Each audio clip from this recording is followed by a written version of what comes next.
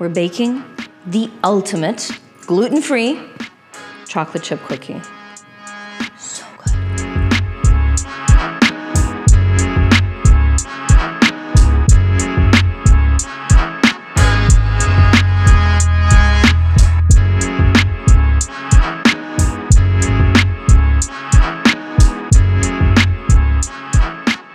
This might look like a lot of ingredients, but trust me, we need each and every one to make the best, like the ultimate gluten-free chocolate chip cookie. Disclaimer, what you could do is you could go to the store and buy a prepackaged gluten-free flour mix. I don't do that, and I'll explain why. If you look at the ingredients, there's a lot of really weird stuff in there that I can't even say it out loud. Xanthan, gun, stabilizers, emulsifiers, a lot of stuff that I don't think we need. Today's cookie actually consists of real gluten-free ingredients, flours. So let's start here, there, with like the dry ingredients. We're gonna be using almond flour.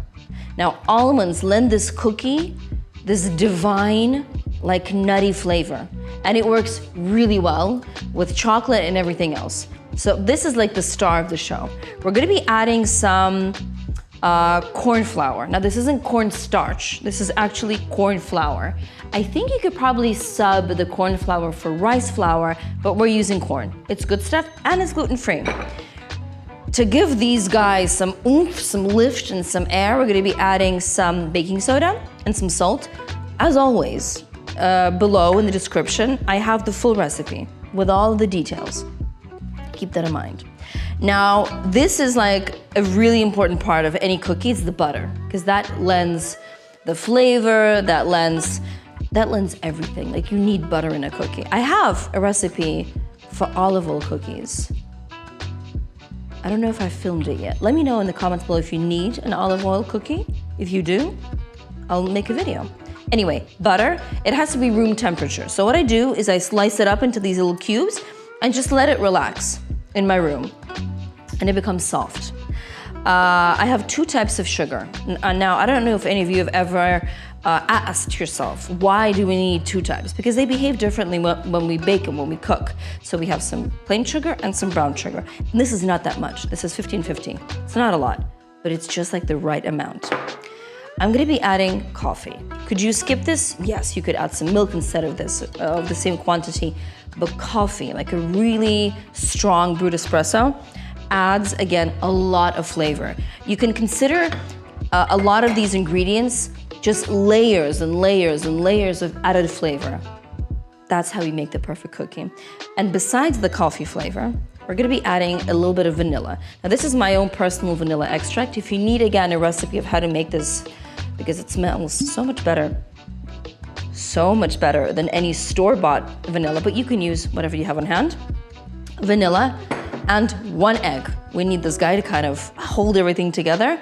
And here we go, it's a chocolate chip cookie, so we're gonna need some chocolate. And you could use chocolate chips, just normal like drops that you can buy in the store, but I like to get any kind of different chocolate that I have lying around and cut it up, because then you can have pieces that are bigger and chunkier and they melt into like puddles.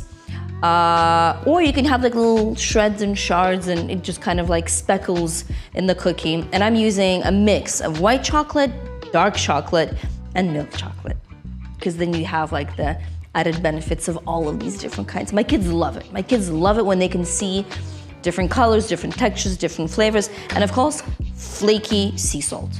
Any cookie just tastes that much better if you put some flaky sea salt on top. Now, again, looks like a lot, but trust me, it comes together really easily. First things first, we're gonna get the butter and introduce it to the sugars in that thing, my food processor. Then add an egg, the vanilla, the coffee, ta-ta-ta. We're gonna introduce the flours, then one with the other, add the chocolate, and we're done.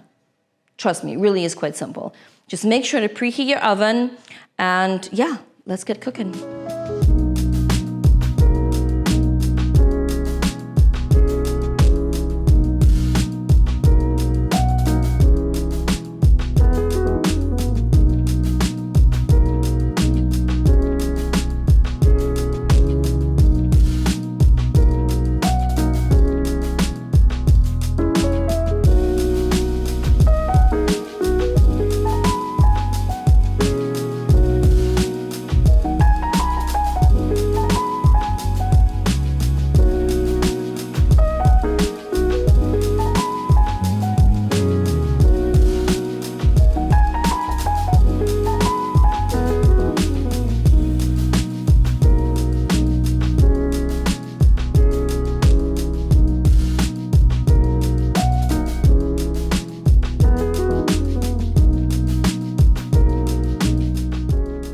dough is ready. And basically my food processor did all the work for me. At this point, it's, fairly moist, quite sticky. What we're gonna do is we're gonna add our chocolate chips, all of those beautiful chunks, mix it in. And now this is the hard part. We need to wait.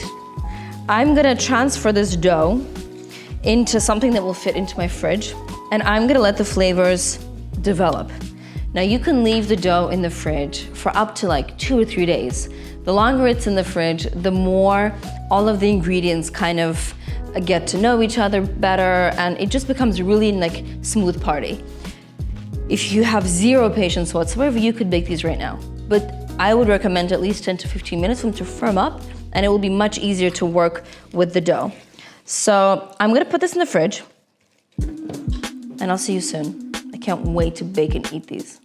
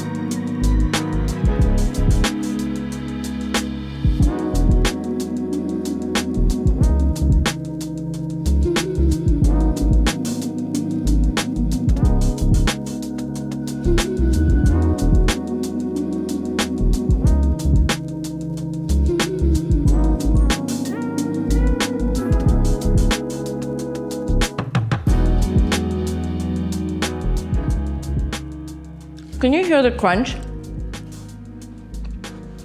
Oh my God. These cookies are everything because you have like the crunchy outside.